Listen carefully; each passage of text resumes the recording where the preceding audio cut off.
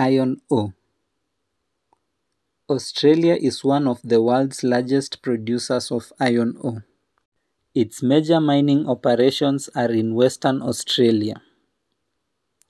The Pilbara region has the biggest mines, including those operated by BHP, Rio Tinto and Fortescue Metals Group. Iron ore is essential for steel production. Iron ore in Australia is extracted using open-pit mining. This involves removing layers of soil and rock to access the ore below. Blasting is used to break up the rock, making it easier to extract large quantities of iron ore efficiently.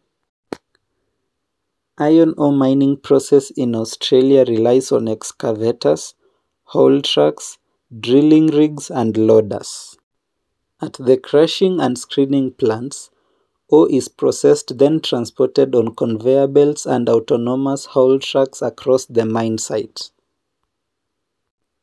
Some mines also use automated drilling and robotic equipment.